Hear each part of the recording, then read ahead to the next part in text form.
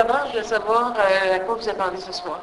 Ouais, ça va être un très bon match. Je veux dire, on a pas grand monde pensait qu'il y aurait un match ici ce soir au Colisée Pepsi.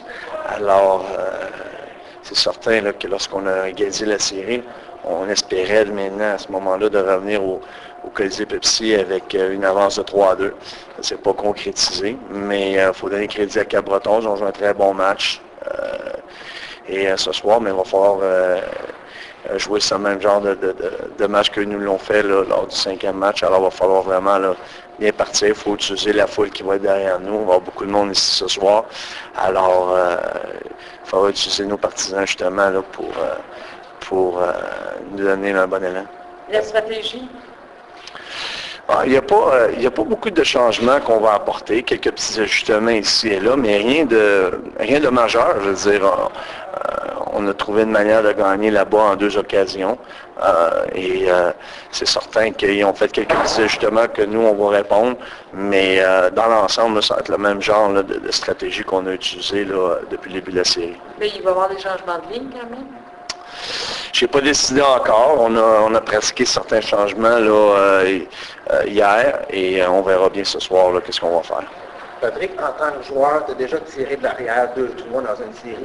Comment tu prépares ton équipe? Est-ce que tu as lancé un message particulier? Ben, écoute, c'est sûr que j'utilise certaines situations que j'ai vécues dans le passé, que ce soit au niveau professionnel ou dans la Ligue de hockey junior majeur du Québec.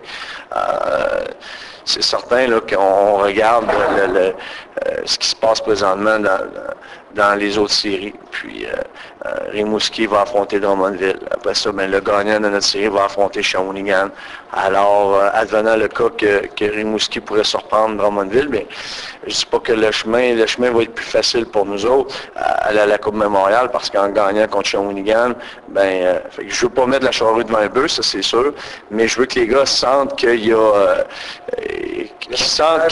exactement, puis que en gagnant nos matchs à domicile, ben tout est possible. Alors, on va commencer par en prendre un à la fois. Et c'est ce soir. Puis il faut jouer avec intensité, puis c'est ce qu'on a demandé à nos joueurs.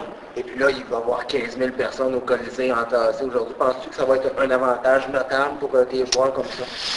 C'est toujours la manière que c'est présenté, hein? Puis nous, on l'a présenté qu'il faut utiliser la foule comme source de motivation. Puis il faut que les joueurs comprennent que les gens sont ici ce soir pour nous encourager, puis que les gens vont se ranger derrière nous. Alors, la foule peut jouer certainement un grand rôle si on le présente bien aux joueurs, c'est certain.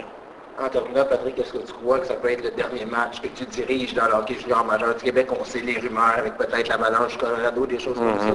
Ou tu as mieux attendre que la saison se finisse pour peut-être prendre une décision plus éclairée? Je n'ai pas à prendre des décisions pour le moment parce que je n'ai pas de proposition. Fait que je veux dire, puis je ne recherche pas de proposition. Je suis très heureux où je suis. Puis de toute façon, les équipes qui me connaissent savent très bien que j'écouterai même pas à cette période-ci de l'année.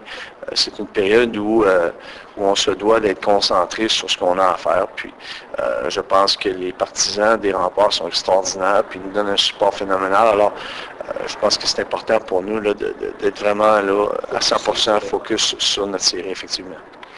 Merci.